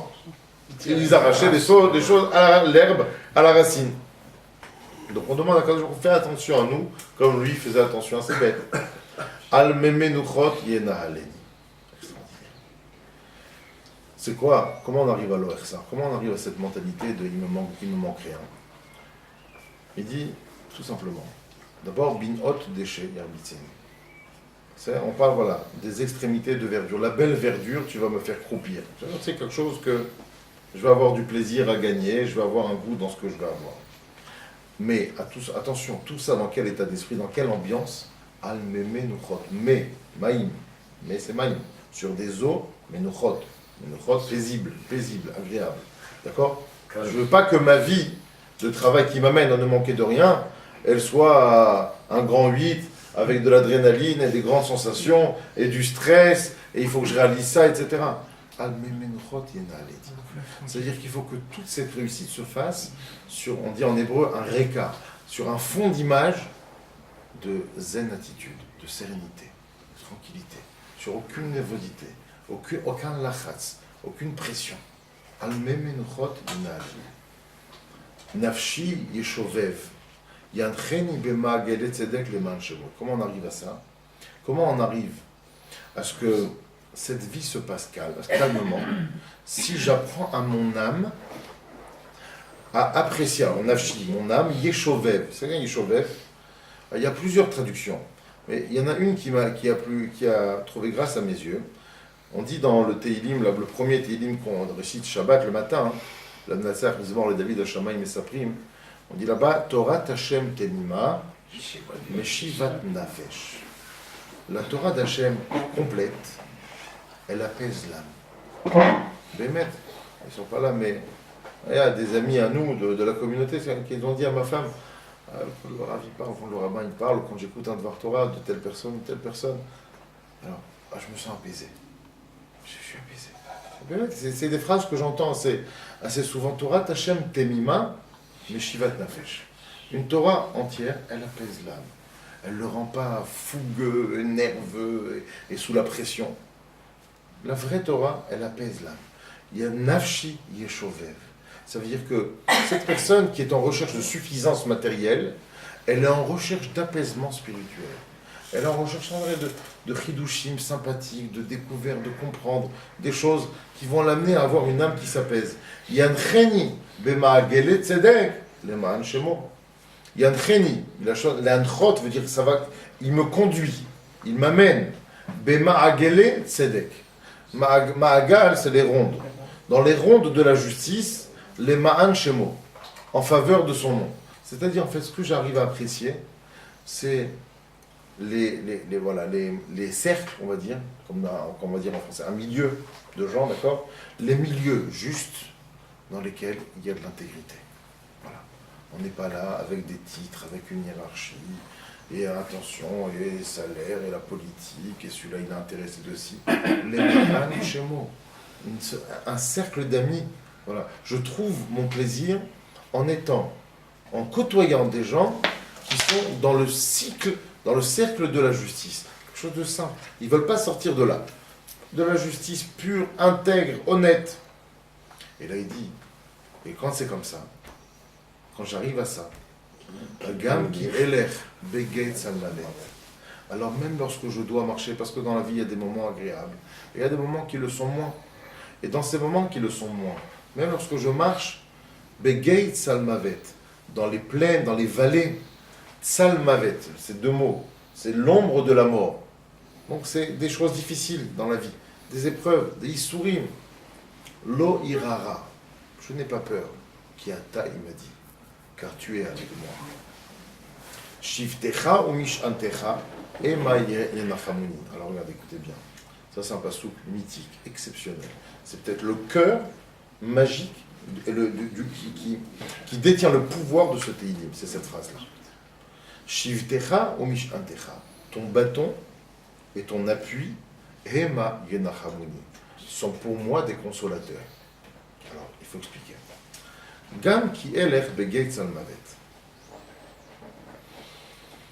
Il y a des sens simples. Vous savez, il y a un rave, chaque semaine, on a l'habitude, on découvre toujours un nouveau rave ensemble. Cette semaine, on va découvrir plutôt quelqu'un qui était du côté de l'Ukraine et la Pologne, le Rav Shimshon Meostropoli. Il a vécu il y a 300 et quelques années, 370 ans à peu près. Rav Shimshon Meostropoli est mort très très jeune. Il est ramené dans les livres d'Alacha très très souvent en tant que référence. Et il est mort à l'âge de 42 ans, il y en a qui disent 48 ans. En fait, ça correspond en ère vulgaire en 1648. Donc il serait né au début du XVIIe siècle, d'accord, en 1600, quelque chose comme ça. Il est mort en 48. Pourquoi je vous parle de lui? il avait là-bas, il a eu une vision. C'est un Rav qui était en même temps très fort dans la halakha, mais qui était aussi un kabbaliste notoire. Et qui avait un niveau, on va dire, spirituel extrêmement élevé. Et à l'époque, beaucoup de Chachamim Ashkenaz, déjà en 1600, au XVIIe siècle, ils disaient qu'une catastrophe phénoménale devait arriver sur les Juifs. Il y avait mettre à l'époque le pouvoir bolchevique, etc., la Russie, la Pologne, tout ça, bon, toutes ces guerres, les pogroms qui ont eu lieu, avaient tué des centaines de milliers de Juifs. Et lui, il avait eu cette vision qu'il devait arriver une grande catastrophe. Et il avait parlé de ça avec Rabbi Shabtai à Cohen. Ceux qui connaissent, dans Shulchan Aruch, le commentateur principal, celui qu'on étudie en premier, comme Rashi avec le Chumash, dans Shulchan Aruch, le premier commentateur, c'est le Siftei Cohen, le Shach. C'est Rabbi Shabtai Cohen. Ce sont ses initiales. Et il avait dit au Shach, il lui avait dit que, justement, qu'il avait vu qu'il y avait une xéra, et qu'il avait demandé à ce qu'il soit sélectionné, lui, pour expier cette xéra, lui avec ses élèves. Et voilà que c'était Ibn Niftar le 3 Av. Le 3 Av, l'année Tavchet, 1648. C'est en juillet 1648. Le 3 Av, ils étaient à la Tfila. Après la Tfila, ils avaient un seder toujours avec les tfilines, ils disaient toutes sortes d'études, mais ils étaient encore avec les tfilines. Et le Rav, à la fin de la Tfila, il a dit aux élèves, n'enlevez pas votre filine, gardez votre filine sur vous. Et on va recevoir Shabbat tout de suite. On va faire Kabbalat Shabbat. Alors, les élèves, ils ont dit, il est un peu tôt, Kabbalat Shabbat, le matin. Il a dit non. On va recevoir le Shabbat définitif. On va aller les Yom Shekul au Shabbat. Et effectivement, quelques minutes plus tard, ils ont commencé les Khouner Anena. Ils ont commencé à faire les Chadodi. Et l'ennemi est arrivé et a enflammé cette synagogue, avec bien entendu lui dedans, accompagné de ses 300 élèves, avec leur tfilin, etc. Ils voulaient vivre comme ça. C'était Rab Shimshon d'Ostropoli. Et ça illustre Gam ki eler, begetz al mavet, lo ira rakat, il m'a dit, des histoires comme ça, il y en a des milliers et des milliers de juifs qui se sont trouvés face à une situation critique et qui l'ont regardé en face et ils ont regardé bien, ils ont bien pensé et ils n'ont pas eu peur de ce qui leur arrivait. Gam ki eler, begetz al mavet, lo ira rakat, il m'a dit. Ils n'ont pas peur. L'explication qu'il donne là-bas, pourquoi je vous parle de lui, parce que lui a donné une explication sur ça. C'est bizarre, parce qu'en même temps, il le caractérise de par sa façon d'être parti de ce monde, mais en même temps, il a écrit une explication. Et il dit comme ça. C'est des choses un peu élevées. À cette heure-là, on peut les dire. Il dit que, avant que l'âme, voilà, quand une personne, elle meurt, son âme, elle monte, elle met 3 jours, pour arriver au Beddin, pour arriver devant la justice finale, suprême. Et pendant ces 3 jours, d'ailleurs, c'est pour ça que les Chachamim disent Gimel Yamim, Shlosha Yamim le Bechi. Pleurer, on peut se donner un cœur joie, façon de pleurer sur un mort pendant 3 jours. Shiva Yamim le Evel, 7 jours pour le deuil, la privation. On va se laver, on va manger de viande, de vin, etc., on va sortir. Evel, on s'enferme. Shloshim Yom, la Esped. 30 jours, on a du recul maintenant, et on peut commencer à parler des bonnes choses qu'il représentait, qu'est-ce qu'il nous a amené, qu'est-ce qu'on va essayer de continuer. Et Yud Bet Chodesh, les Dini. Et là, on va dire, voilà, et lui, maximum 12 mois, il peut avoir des répercussions par rapport à la vie qu'il a menée sur Terre, mais ça peut durer maximum 12 mois. C'est pour ça qu'on fait le Kaddish seulement pendant 11 mois et qu'après on fait un arrêt. Alors il écrit là-bas, vous imaginez le niveau de Kabbalah qu'il avait sur Rav, il dit, pendant les 3 premiers jours, la personne, elle doit passer par 850 stades du Guéhinom. C'est-à-dire qu'au début, en fait, pour arriver, si tu veux, au palais de justice, là-bas, elle a un arrondissement plutôt propre, plutôt clean, où le roi habite. Alors il faut passer avant par toutes sortes de banlieues un peu zonardes, un peu mal fréquentées, où il y a toutes sortes de malachim qui ne sont pas très agréables. Et il y a comme ça 850. L'âme, elle met 3 jours, comme c'est dit. L'âme, elle met 3 jours pour arriver là-bas. Et d'où il apprend ces 850? Parce que quand tu prends le mot Gay Salmavet, c'est ce que David Ameller veut dire ici, Gay, ça fait Gimel Yud Aleph, ça fait 14, plus Salmavet, ça fait 566, donc 566 plus 14, ça fait 580, et 580, donc c'est pas 850, ça c'est Gay Salmavet, Lo ira Ra. Il manque combien pour arriver à 850? 270. 270, c'est le mot Ra. Ça veut dire que sur les 850, il y a 270 étapes, c'est très chaud. Là, c'est bouillant. Là, c'est le pire. Donc il dit Gam qui est l'air begeit salmavet, même lorsque je passe par ces 580, lo ira ra, même du ra, même quand je suis dans les 270, les plus menaçants, les plus effrayants, lo ira, j'ai pas peur. Pourquoi? Keata, il m'a dit. Parce que toi, tu es avec moi. Alors, ça veut dire quoi, toi, tu es avec moi? Écoutez bien. Comment c'est possible ça? Shivtecha ou mishantecha? Hema yenachamun. Comment on rend possible cette chose? Comment on arrive à ne pas avoir peur dans la vie? Il y a 2 choses en détail. Shivtecha ou mishantecha. On a dit c'est quoi Shivtecha? C'est le bâton. Mishantecha, c'est le support, c'est l'appui. De quoi on parle? Écoutez bien. Le bâton, c'est les épreuves. La Torah, c'est l'élément qui va donner un sens à tes épreuves. On dit, David Ameller dit dans ce Teilim, Lo gam ki eler beget salmavet, lo irara, qui a ta, il m'a dit, pourquoi? Parce que shiftecha ou mishantecha ema yenachlun. Parce que lors de toute mon existence, j'avais en parallèle shiftecha ou mishantecha. Les problèmes avec le sens que ces problèmes ils ont par rapport à la Torah que j'étudie. Quand un homme il a des Issourim, on ne peut pas imaginer.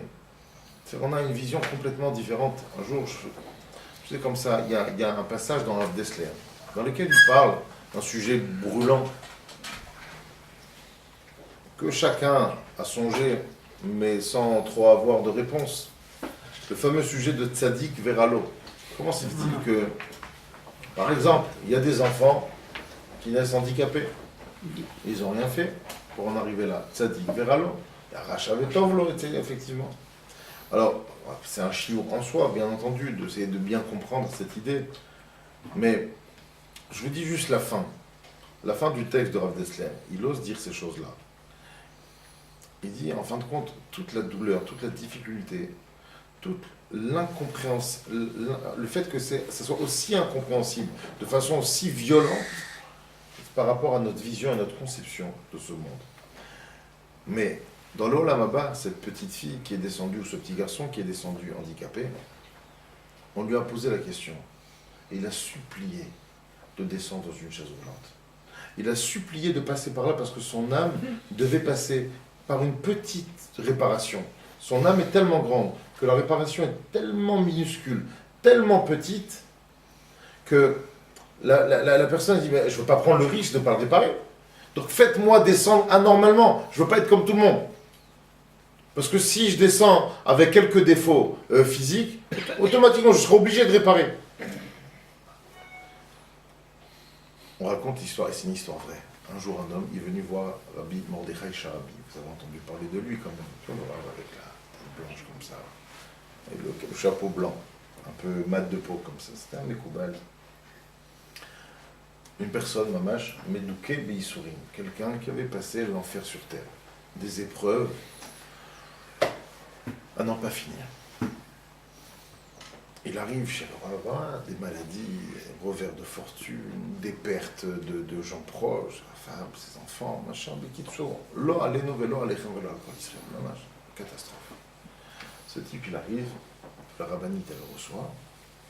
Voilà, je voudrais parler avec le rabbin. Alors, Elle lui dit, demande, qu'est-ce qui se passe? Elle lui dit, Alti Chalit, je ne pose même pas de questions, c'est tellement, je ne peux pas te raconter. Il sourit, voilà. Et il dit, voilà ma vie, voilà c'est quoi. Bon, elle lui dit, écoutez, le Rav, il ne peut pas recevoir maintenant. Vous pouvez attendre, asseyez-vous ici, elle le fait asseoir dans un fauteuil, vous pouvez attendre. Il s'est endormi. Et effectivement, c'est cette histoire. Et cet homme, il s'est endormi. J'aime pas. Hein? Elle est très forte. Cet homme, il s'est endormi. Là, on va l'appeler, je sais pas moi, Moshe Ben David, d'accord? Et cet homme, il s'est endormi. Et il voit dans son rêve, il vit la scène, qu'il arrive au Alamaba et il est devant le Beddin. Et tout est illustré sous forme d'image. Et il entend donc une voix très forte, donc qui annonce Igia Moshe Ben David. Bon, ok, on ouvre le truc. Et lui, il voit cette scène, il dit bon, alors Zechouyot et les mérites, qu'on amène les mérites de donc, ce Moshe Ben David. Alors, t'as une petite smart qui arrive là, il n'y a même pas de coffre. Et bon, on ouvre le truc, on cherche, on trouve quelques petits sachets ici et là. Donc voilà, Zechouyot. Ok, enregistrer les Zechouyot. Top. Il dit Avonot, qu'on amène les Avonot. Ouais, t'as un spiromort qui arrive. Ah, tu t'as vu? Ah, lui, avec deux compartiments, bien sûr. Il est plein à craquer. Et il y a des anges sur le chemin. Écoute, tu peux me déposer? Il dit non, je suis plein craqué, il n'y a pas de quoi rentrer, une épingle. Et le premier smuromort qu'il arrive, et lui, comme ça dans son rêve, il a la sensation, il a peur, il a angoissé. Et tu vois pas que ça s'arrête pas là, il y a un deuxième smuromort qui arrive. Et il dit, je suis foutu, comment je vais faire? Et à un moment donné, il dit bon, ok. Alors le Dayan, il ouvre la bouche, il dit bon, on va voir, qu'est-ce qu'on peut effacer, qu'est-ce qu'on peut voir, qu'est-ce qu'on peut revoir. Et là, il y a le fameux Sanégor, le fameux avocat, qui vient, il dit, permettez-moi, on a oublié un élément. Ah oui, monsieur maître, qu'est-ce qu'on a oublié? Il dit, Issourine. Ah, les Issourines. Bon, alors qu'on amène les Issourines. Et là, effectivement, on attend quelques minutes et on entend le bruit d'un sméromorque qui arrive. Des Issourines. Ça partait depuis le fait que sa mère, elle n'avait pas désiré, qu'elle n'avait jamais embrassé, qu'on lui avait jamais dit je t'aime, et les persécutions des élèves à l'école, et celui-là, il m'a jeté son goûter sur la figure, et j'ai trébuché là, et tous les petits bobos, mais Kitso. Et lui, il voit les Srouillottes arriver, il les voit tous, il les reconnaît, il voit toute sa vie, toutes les galères qu'il a vécues dans sa vie. Et t'as des gros bonhommes qui ont des maladies, des décès, des machins. Et là, il est dans un suspense. Encore, il regarde, il n'y a pas encore des Srouillottes, des Issourines qui arrivent. Et effectivement, un deuxième camion de Issourines qui arrive. Et là, au fur et à mesure, il voit la balance qui est en train de se rééquilibrer pour faire un juste niveau. Et c'est là, effectivement, qu'il se réveille. Et il se réveille, et là, à ce moment-là, la rabbinite, elle arrive. Alors il dit, Kvodo, voilà, le Rav, il est libre, c'est bon, vous pouvez y aller. Oui, l'autre s'arrive. J'ai compris. Elle dit, il a dit, j'ai pas besoin. J'ai compris. Elle dit, mais Amartali, il sourit. Et il dit, Baruch Hashem, il sourit. Il était content devant tous ces sourires là.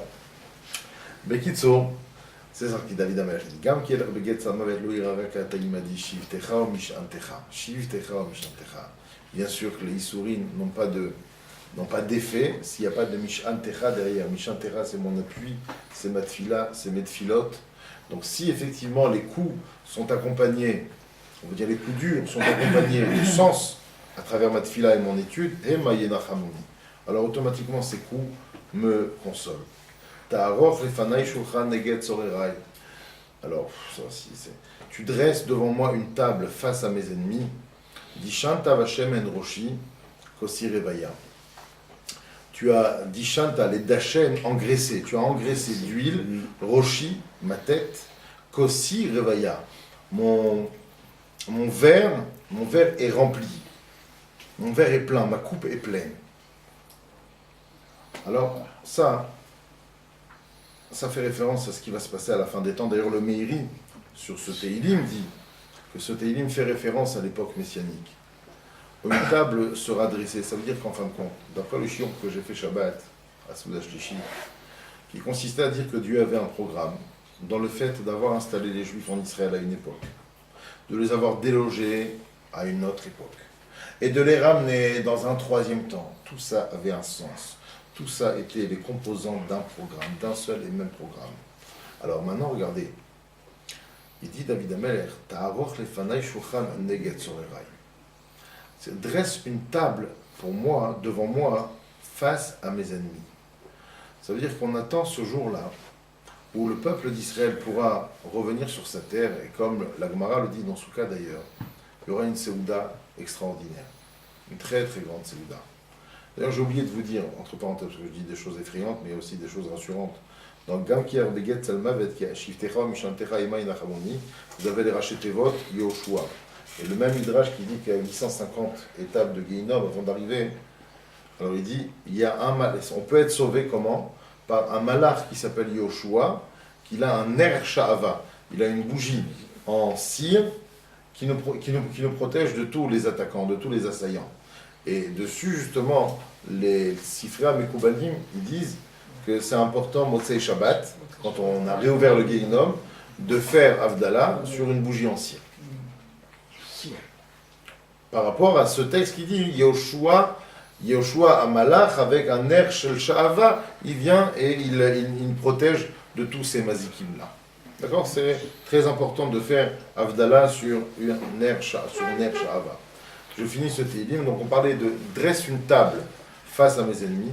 Bon, voilà, c'est ce qui va se passer à la fin des temps. Il va y avoir une table gigantesque dans laquelle seront assis des milliards de juifs.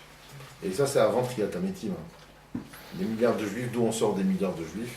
Parce qu'en bataille, on a les 10 tribus qui ont disparu, mais qui sont profondément juifs. Ceux-là, ils sont dispersés parmi les nations. Avant Mashiach, ils vont se reconnaître. J'ai vu des photos, encore aujourd'hui, de juifs qui venaient de je sais pas d'où, en tout cas ils ont les yeux bridés, ils sont assez mat de peau, et ils sont tous avec une kippa sur la tête, en train de prier sur le kéver de Yosef. Ils disent de la tribu de Ménaché, comme ça. Voilà. Descendants. Les Maté Yosef et les Maté Ménaché, on l'a vu dans la paracha. A priori, bon, en tout cas, ces milliards de juifs sont assis à une seule table. Et effectivement, les goïms seront là pour juste nous regarder manger, c'est-à-dire pouvoir profiter de notre légitimité, de notre liberté et de notre reconnaissance. C'est ça.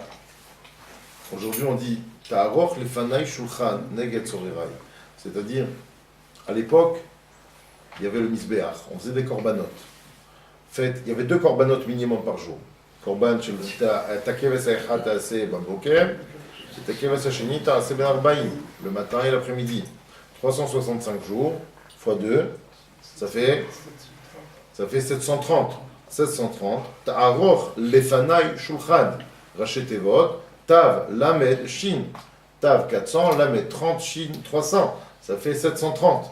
Ta'aroch lefanai shulchan. À l'époque, on avait le misber dans lequel on amenait 730 korbanot. Aujourd'hui, on a la table. Shulchano shel adam domé la misbeach. C'est la table qui est mechaper la vonot. C'est à travers la table qu'on peut aujourd'hui arranger plein de choses. D'ailleurs, c'est la raison pour laquelle à Shabbat, notamment Shabbat, mais même la semaine, on trempe le pain dans le sel qu'on met sur la table, parce que ça fait référence à ce que la Torah a dit. Alkol korbanecha takriv melach. D'accord? Sur tous les korbanot qu'on amenait au misbeach, il fallait mettre du sel. Donc sur la table qui domine la misbeach, on met du sel. Et c'est la raison pour laquelle d'ailleurs on enlève les couteaux aussi. Histoire qu'on enlève les couteaux à Shabbat. À Shabbat, on dit qu'il n'y a pas besoin, mais la semaine, on enlève.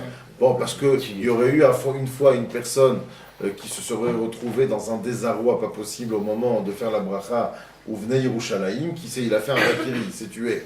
Yerushalayim, on peut pas sans, mais il s'est planté tout seul. Bon, alors, je pense que franchement, les rabbins ne sont pas si bêtes que ça, et qu'ils ne vont pas, je crois, craindre que nous, on va se planter parce que Jérusalem nous manque. Certes, Jérusalem nous manque, et je ne pense pas que c'est le Jérusalem de la Torah qui nous manque, c'est surtout le McDo Kacher ou autre chose, ou le Café Limon, d'accord? Mais on ne parle pas du véritable Jérusalem. Et est-ce que, par contre, alors pourquoi ils ont fixé 50? Ils ramènent ça. Il dit non, pour nous rappeler qu'une fois, il a existé des gens comme ça. C'est se rappeler, et ça c'est super important, on n'en a pas parlé, mais bon là, c'est juste, je vous lance l'information comme ça, on a vu Binot déchets. Vous vous rappelez la beauté de la verdure, Yarbitseni, déchets, c'est racheté votre Diukno Shel Aviv, l'image de son père. L'image de son père. C'est quoi la beauté? La beauté de la vie, des valeurs de la vie. C'est cette beauté qui est censée m'amener à l'Oersa. Je manque de rien. Quand un homme il se rappelle de la façon dont son père vivait, alors automatiquement c'est plus facile pour lui d'accéder à une simplicité, à une suffisance de la vie. Et c'est pour ça qu'ici, on dit la même chose. C'est-à-dire que quand on se rappelle, on le dit à propos de Yosef, rappelez-vous, d'accord? C'est le père, la notion du père. Le père, c'est celui qui nous a donné, bien entendu, des repères de valeur. Voilà. Et ce qu'on dit ici, au niveau de la halakha, d'enlever les couteaux, c'est pas qu'on a peur qu'on va se planter, mais on se rappelle qu'un jour, on se rappelle l'image, qu'un jour il y avait des gens qui étaient tellement mal qu'on avait peur qu'ils se plantent. Alors on leur demandait d'enlever les couteaux quand ils font Birkat Amazon, même si nous on n'est pas comme ça. C'est le fait de se rappeler de la façon dont nos ancêtres vivaient, c'est un moussard en soi extraordinaire.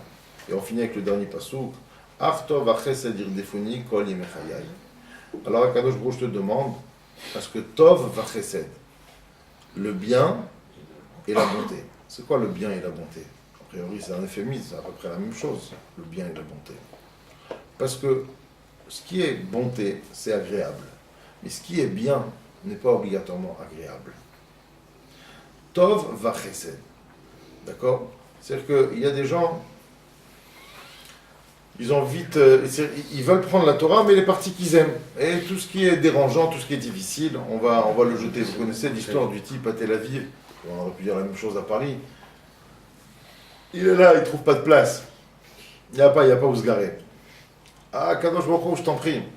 Hachem, alors il a dit on peut demander tout à Hachem. Alors Hachem, trouve moins de place. Vas-y, trouve moins de place. Je compte sur toi. Et il tourne, il n'y a pas de place. Bon, il comprend dire, je ne sais pas bien dire les choses. Hachem, je te promets, je mets les tefilines maintenant, je ne plus jamais un jour. Vas-y, trouve-moi une place, un prix là.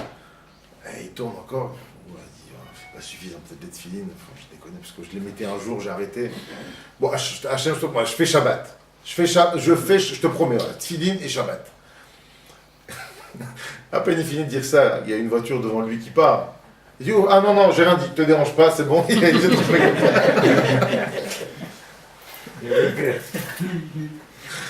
ça. Achtov va chesed, dans la Torah, elle est composée de ces deux parties. Elle est composée de chesed, il y a des moments agréables comme celui qu'on vit depuis quelques semaines ensemble tous les mercredis soirs, ou celui qu'on a vécu ce Shabbat, et ces dernières semaines avec toutes ces smachot. Ça c'est le chesed. Il y a des moments de tov. Des moments de tov où c'est moins agréable, effectivement, c'est moins appétissant, mais la finalité de ça, elle est juste exceptionnelle.